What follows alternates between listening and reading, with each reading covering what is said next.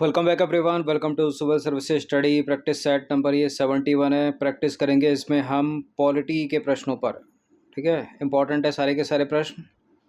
इस test series की playlist बना रखी है, वहाँ पर आप टेस्ट नंबर 1 से लेकर 71 तक पहुँच सकते हैं। डिस्क्रिप्शन बॉक्स में लिंक है उसका। चलिए स्टार्ट करते हैं टेस्ट।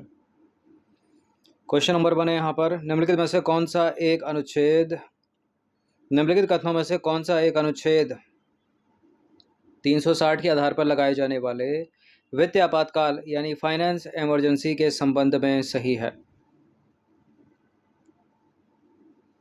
देखिए, भारत में एक भी बार इसका प्रयोग नहीं हुआ है। इसको आगे बढ़ाने की कोई अधिकतम सीमा नहीं है। राष्ट्रपति जब चाहें इसे हटा सकते हैं। सभी कथन सत्य हैं। देखिए, भारत का इतिहास रहा है कि अभी तक कोई भी वित्तीय आपातकाल भारत में नहीं लगा है, फाइनेंस इमरजेंसी नहीं लगी है। तो करेक्ट है पहला स्टेटमेंट, और इसको आगे बढ़ाने की कोई अधिकतम सीमा नहीं है। अगर ये लग जाए तो बिल्कुल दूसरा वाला भी सही है। राष्ट्रपति जब चाहे इसे हटा सकते हैं, ये भी सही है। तो इसका आंसर हो जाएगा ऑप्शन नंबर डी। वर्तमान में राष्ट्रपति हैं द्रौपदी मुर्मू। देखिए, वित्तीय आपातकाल घोषित करने की प्रक्रिया जो है भारतीय संविधान के अनुच्छेद 360 में उल्लेखित है। इसमें कहा गया है कि राष्ट्रपति सभी राज्यों के राज्यपाल से परामर्श करने के बाद वित्तीय आपातकाल की घोषणा कर सकते हैं और उन्हें आधिकारिक राजपत्र में एक उद्घोषणा जारी करनी होगी। अब तक किसी भी राष्ट्रपति द्वारा भारत में वित्तीय आपातकाल नहीं लगाया गया है। राष्ट्रपति जब चाहे इसे हटा सकते हैं और इसको आगे बढ़ाने की कोई अधिकतम सीमा नहीं है। क्वेश्चन नंबर 2 पर आ जाइए। अपर्याप्त प्रतिनिधित्व का सिद्धांत निम्नलिखित में से किस एक अनुच्छेद के साथ संबंधित है? यानी प्रिंसिपल ऑफ इनएडिक्वेट रिप्रेजेंटेशन, अनुच्छेद 15, 16, 21 या 331। प्रिंसिपल ऑफ इनएडिक्वेट रिप्रेजेंटेशन संबंधित है अनुच्छेद 16। 16 में भी 16 का 4। इन सभी टेस्ट की आप फुल टेस्ट PDF से जुड़ सकते हैं।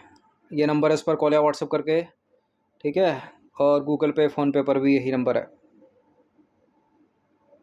देखिए, संविधान में वर्णित अनुच्छेद 16(4) के अनुसार राज्य नागरिकों के किन्हीं पिछड़े वर्गों को राज्य की सेवाओं में आरक्षण का प्रावधान कर सकता है यदि राज्य के दृष्टिकोण में इन वर्गों का सेवाओं में अपर्याप्त प्रतिनिधित्व हो।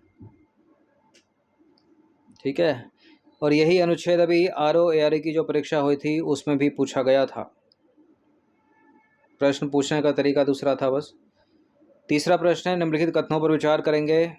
मुख्य निर्वाचन आयुक्त की नियुक्ति चीफ इलेक्शन कमिश्नर द्वारा की जाती है।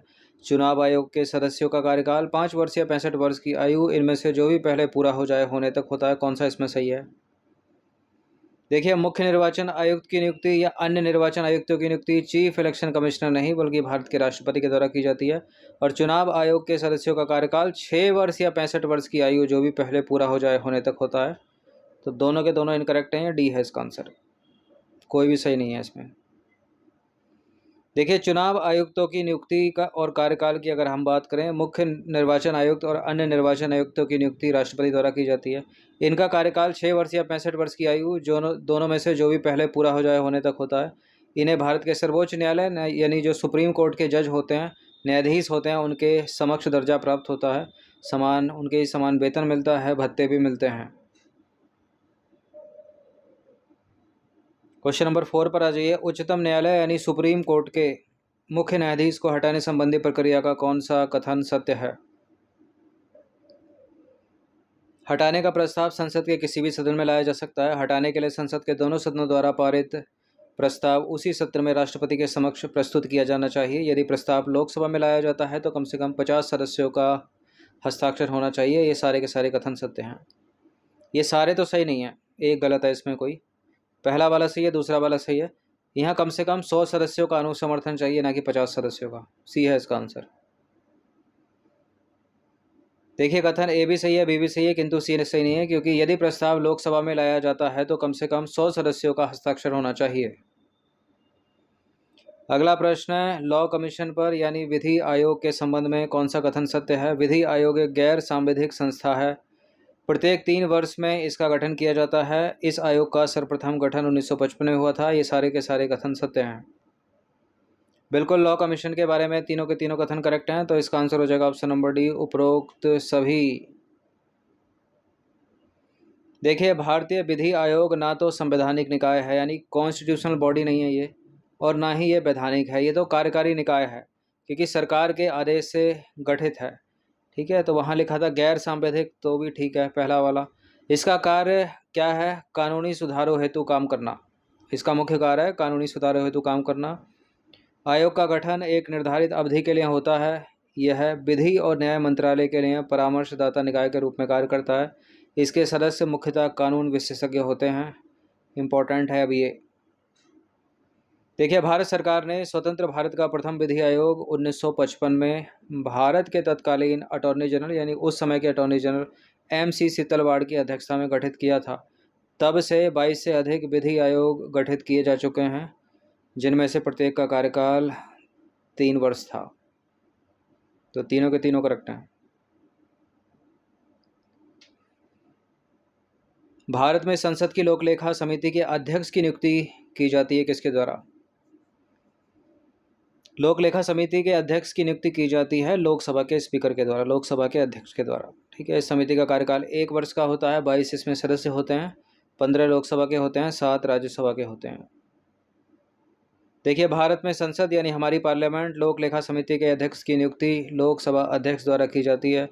लोकलेखा समिति में कुल 22 सदस्य होते हैं, 15 इसमें लोकसभा के सदस्य होते हैं, 7 इसमें राज्यसभा के होते हैं। लोकलेखा समिति का गठन हर साल लोकसभा की प्रक्रिया और कार्य संचालन नियम 308 के तहत किया जाता है।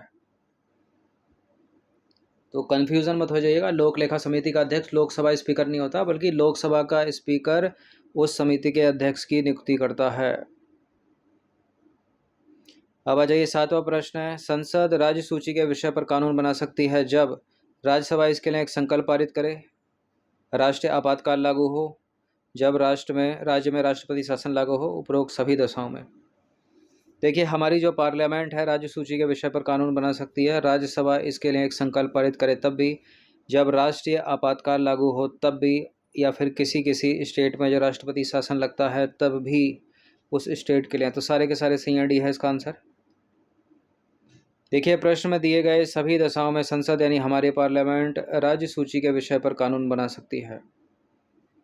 क्वेश्चन नंबर 8 पर आ जाइए, निम्नलिखित कथनों पर विचार करेंगे। 2 कथन है यहाँ पर। पहला है, सामान्यतः अत्यंतिक वीटो यानी एब्सोल्यूट वीटो का प्रयोग सरकारी विधेयकों के संबंध में किया जाता है।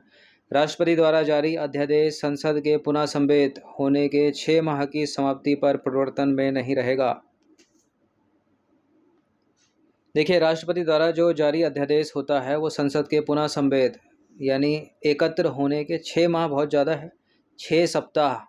ठीक है, 6 सप्ताह यानी लगभग 1.5 महीना हो गया। 6 सप्ताह की समाप्ति में प्रवर्तन में नहीं रहेगा। पहला वाला सही है, दूसरा वाला गलत है। तो सामान्यतः अत्यंतिक वीटो यानी एब्सोल्यूट वीटो का प्रयोग सरकारी विधेयकों के संबंध में किया जाता है। राष्ट्रपति द्वारा जारी कोई अध्यादेश संसद के पुनः एकत्र होने या संवेद होने के 6 सप्ताह की समाप्ति पर प्रवर्तन में नहीं रहेगा। दूसरा वाला गलत है। क्वेश्चन नंबर 9 पर आ जाइए, राष्ट्रपति के निर्वाचन में राज्य का मुख्यमंत्री मतदान करने के लिए पात्र नहीं होगा यदि वह स्वयं प्रत्याशी होता है, या उसी राज्य विधानमंडल के निचले सदन में बहुमत सिद्ध करना शेष है, या वह राज्य विधानमंडल में उच्च सदन का सदस्य है, वह राज्य विधानमंडल में निम्न सदन का सदस्य है। निम्न सदन तो होता है राज्यों में, क्या होता है? राज्य की विधानसभा। ठीक है, और उच्च सदन होता है विधान परिषद। तो विधान परिषद जो है वो हर स्टेट में तो होती नहीं है। ठीक है, और राष्ट्रपति के चुनाव में विधान परिषद के सदस्य भाग नहीं लेते हैं, केवल लोकसभा और राज्यसभा के निर्वाचित सदस्य। और राज्यों में चले जाएं तो राज्यों में केवल विधानसभाओं के निर्वाचित सदस्य। ठीक है, इसके अतिरिक्त दिल्ली और पुडुचेरी की विधानसभाओं के निर्वाचित सदस्य भाग लेते हैं, विधान परिषद के सदस्य नहीं। तो यदि वे विधानमंडल में उच्च सदन का सदस्य होगा, उच्च सदन क्या है? केंद्र में राज्यसभा उच्च सदन है, निम्न सदन लोकसभा है। स्टेट में चले जाइए तो उच्च सदन विधान परिषद है, जो हर राज्य में तो होती नहीं है, और विधान सभा जो है वो निम्न सदन है। तो सी है इसका आंसर। देखिए, राष्ट्रपति के निर्वाचन में राज्य का मुख्यमंत्री मतदान करने के लिए पात्र नहीं होता यदि वह राज्य विधानमंडल में उच्च सदन यानी स्टेट लेजिस्लेटिव काउंसिल का सदस्य होता, क्योंकि राष्ट्रपति का चुनाव एक निर्वाचन मंडल के सदस्यों द्वारा किया जाता है, जिसमें संसद के दोनों सदनों के निर्वाचित सदस्य और राज्यों की विधानसभाओं और दिल्ली और पुदुचेरी केंद्र शासित प्रदेशों के निर्वाचित सदस्य भाग लेते हैं। ठीक है, कौन कौन भाग लेता है पता चल गया होगा आपको। ये होते हैं उसके अपॉइंटमेंट में। और रिमूवल प्रोसेस में कौन कौन भाग लेता है, उसमें सब भाग लेते हैं, लोकसभा के सभी सदस्य।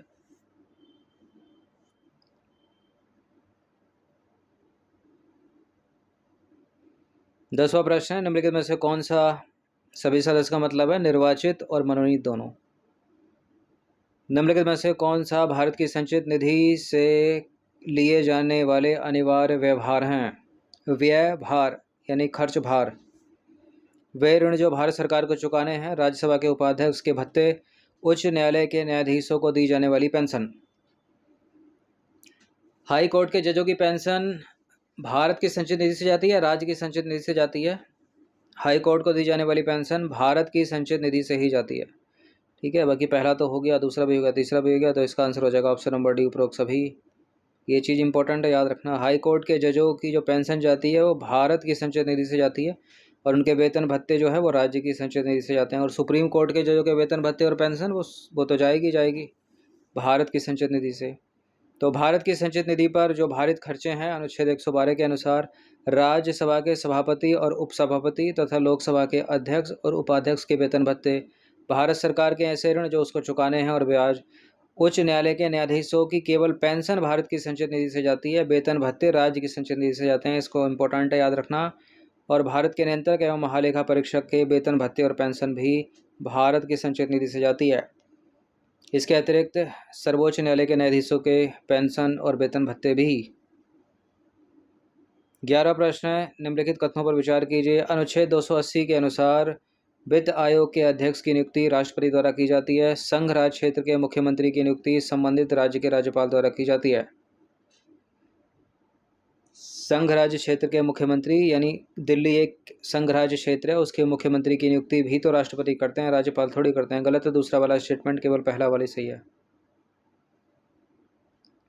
देखिए, अनुच्छेद 280(1) के अनुसार वित्त आयोग के अध्यक्ष की नियुक्ति राष्ट्रपति द्वारा की जाती है, और संघ राज्य क्षेत्र के मुख्यमंत्री की नियुक्ति भी राष्ट्रपति द्वारा की जाती है। वहाँ राज्यपाल लिखा है, इसलिए गलत है।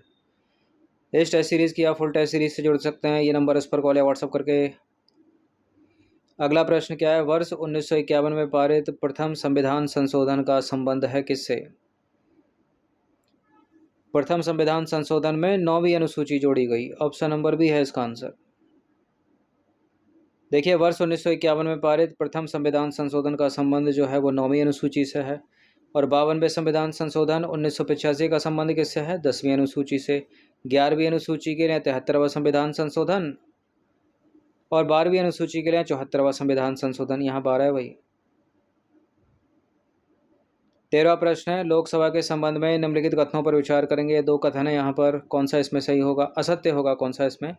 देखिए, आपात स्थिति में लोकसभा के बारे में बात हो रही है। आपात स्थिति में इसकी अवधि 1 वर्ष के लिए बढ़ाई जा सकती है, और इसकी अवधि आम चुनाव के बाद हुई पहली बैठक से 5 वर्ष के लिए होती है। आपात स्थिति में इसकी अवधि 1 वर्ष के लिए बढ़ाई जा सकती है लोकसभा की, और इसकी अवधि जो है आम चुनाव के बाद पहली बैठक से 5 वर्ष के लिए होती है। दूसरा वाला तो करेक्ट है, और पहला वाला भी, वो भी करेक्ट है।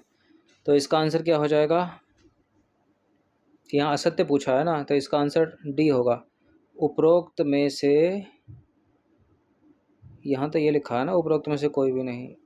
दोनों के दोनों गलत हैं ये, मतलब दोनों के दोनों सही हैं, लेकिन अपने को असत्य बताना है तो डी ही हम लगाएंगे। ठीक है, दोनों ठीक हैं ये।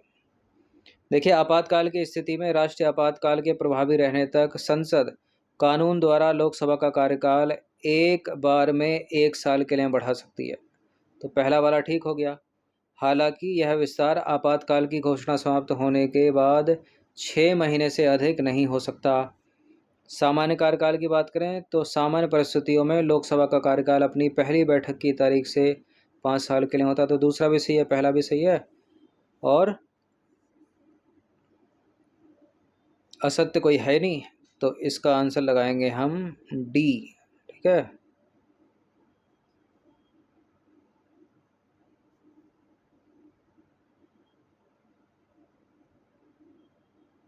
ठीक है, आपात स्थिति में 1 साल, आपात की घोषणा समाप्त हो गई तो 6 महीने से अधिक नहीं। क्वेश्चन नंबर 14 पर आ जाइए। पंचायतों के वित्त अवलोकन हेतु वित्त आयोग का गठन किया जाता है, राष्ट्रपति के द्वारा किया जाता है। डी है इसका आंसर। सॉरी, पंचायतों के वित्त अवलोकन की बात हो रही है। ठीक है, पंचायतों के वित्त अवलोकन के लिए वित्त आयोग का गठन यानी राज्यों में राज्य के राज्यपाल द्वारा किया जाता है। सी है भाई इसका आंसर।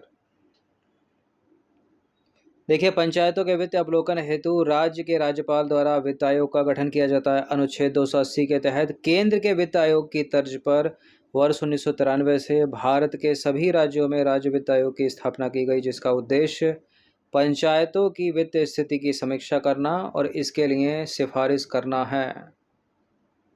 ठीक है, केंद्र में वित्त आयोग, भारत का राष्ट्रपति। संघ सूची या राज्य सूची भारत के संविधान की किस अनुसूची में दी गई है? संघ सूची, राज्य सूची और एक और है संवर्ती सूची। ये 7वीं अनुसूची में है, 3 सूचियाँ। सी है इसका आंसर। देखिए, भारत के संविधान की 7वीं अनुसूची जो है वो राज्यों और संघ के बीच शक्तियों और कार्यों के आवंटन को परिभाषित और निर्दिष्ट करती है। इस अनुसूची में 3 सूचियां हैं, संघ सूची, राज्य सूची, संवर्ती सूची। ठीक है, अब यहाँ थोड़ा सा इंपॉर्टेंट हो जाता है डीप जाकर। संघ सूची में 97 विषय थे मूल रूप से, अब इसमें 100 विषय हैं। इस सूची में वर्णित विषयों पर कानून बनाने के लिए केंद्र के पास विशेष अधिकार हैं। राज्य सूची में अभी 61 विषय हैं, शुरुआत में 66 विषय थे। ठीक है, कम कैसे हो गए, कुछ संवर्ती सूची में चले गए। राज्य विधानसभाएं इस सूची में वर्णित विषयों पर कानून बना सकती हैं। संवर्ती सूची में 52 विषय शामिल हैं। दोनों केंद्र और राज्य सरकारें इस सूची में उल्लेखित कानून बना सकती हैं। तो संघ सूची में केंद्र सरकार कानून बनाएगी, राज्य सूची में राज्य सरकार कानून बनाएगी, और संवर्ती सूची में केंद्र सरकार भी बना सकती है, राज्य सरकार भी बना सकती है।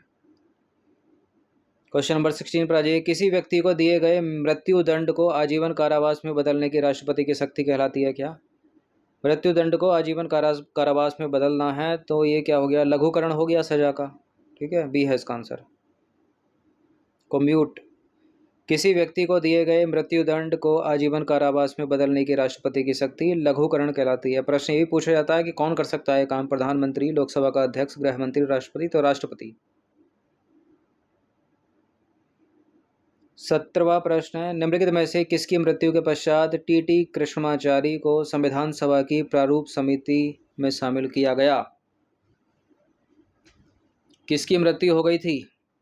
के M Munshi, B L Mitra, DP Khetan या फिर मोहम्मद सादुल्ला? इसका आंसर है DP Khetan, option number C. देखिए, भारत के संविधान की प्रारूप समिति का गठन डॉक्टर अंबेडकर की अध्यक्षता में हुआ। इसके अन्य 6 सदस्य थे, डॉक्टर अंबेडकर को मिलाकर 7 सदस्य। अन्य 6 की बात करें तो N Gopalaswami Ayyangar, Alladi Krishnaswami Iyer, K M Munshi, Mohammad Saadulla, B L Mitra और डीपी खेतान। डीपी खेतान की मृत्यु 1948 में हो गई, जिसके पश्चात टी कृष्णमाचारी को इनके स्थान पर सम्मिलित किया गया। 18वां प्रश्न है, 20 प्रश्न है इसमें। भारतीय संविधान के अनुच्छेद 143 के संबंध में निम्नलिखित कथनों पर विचार कीजिए, सत्य कथन चुनिए। देखिए, यह अनुच्छेद राष्ट्रपति को यह शक्ति देता है कि वह सार्वजनिक महत्व के विवादों पर उच्चतम न्यायालय से परामर्श मांग सकते हैं। इस संबंध में न्यायालय द्वारा दिया गया जो परामर्श होता है वो बाध्यकारी होता है। देखिए, बाध्यकारी नहीं होता है, वो सलाहकारी होता है। तो दूसरा वाला जो स्टेटमेंट है वो गलत है, पहला वाला सही है केवल 143 का। तो ए है इसका आंसर। तो अनुच्छेद 143 के अंतर्गत उच्चतम न्यायालय यानी सुप्रीम कोर्ट को दी गई सलाह को मानना राष्ट्रपति के लिए बाध्यकारी नहीं है। क्वेश्चन नंबर 19 पर आ जाइए। निम्नलिखित में से किस एक अनुच्छेद द्वारा संविधान में यह प्रावधान किया गया है कि संसद द्वारा किसी केंद्र शासित प्रदेश हेतु स्थानीय विधानसभा या मंत्रिपरिषद या दोनों का निर्माण हो सकता है? अनुच्छेद 239 का ए, 240 का बी, 238, 241। किस अनुच्छेद में संविधान में यह प्रावधान किया गया है कि संसद द्वारा किसी केंद्र शासित प्रदेश हेतु स्थानीय विधानसभा या मंत्रिपरिषद या दोनों का निर्माण हो सकता है? इसका उत्तर है अनुच्छेद 239 का ए। देखिए, 14वें संविधान संशोधन के द्वारा अनुच्छेद 239 ए जोड़ा गया। इसके अंतर्गत संविधान में यह प्रावधान किया गया कि संसद यानी हमारी पार्लियामेंट द्वारा किसी केंद्र शासित प्रदेश हेतु स्थानीय विधानसभा या मंत्रिपरिषद या दोनों का निर्माण हो सकता है। क्वेश्चन नंबर 20 पर आ जाइए। अंतिम प्रश्न है, संयुक्त राज्य लोक सेवा आयोग यानी joint state public service commission का गठन किया जाता है राष्ट्रपति के द्वारा, संघ लोक सेवा आयोग के द्वारा, राज्य विधानमंडल के आग्रह पर संसद के द्वारा या फिर राज्यपाल की सलाह पर राष्ट्रपति द्वारा। यहाँ गठन की बात हो रही है। Joint state public service commission गठन किया जाता है, राज्य विधानमंडल आग्रह करेगा और पार्लियामेंट गठन करेगी। सी है इसका आंसर। देखिए, 2 या 2 से अधिक राज्यों के लिए संविधान में संयुक्त राज्य लोक सेवा आयोग यानी joint state public service commission की व्यवस्था की गई है। यह राज्य विधानमंडल के आग्रह पर संसद द्वारा किया जाता है। संविधान के अनुच्छेद 315 के मुताबिक 2 या 2 से अधिक राज्यों की आपसी सहमति से उन राज्यों के समूह के लिए joint state public service commission बनाया जा सकता है। इसके लिए हर राज्य के विधानमंडल के दोनों सदनों में संकल्प पारित होना जरूरी है। तो ये 20 प्रश्न थे, इंडियन पॉलिटी के इम्पोर्टेंट हैं, बहुत पुनरावृत्ति होती है इनकी एग्ज़ाम्स में, प्रैक्टिस कर लीजिएगा। फुल टेस्ट PDF से आप जुड़ सकते हैं, ये नंबर इस पर कॉल या व्हाट्सअप करके हर दिन प्रैक्टिस करते रहिएगा। धन्यवाद।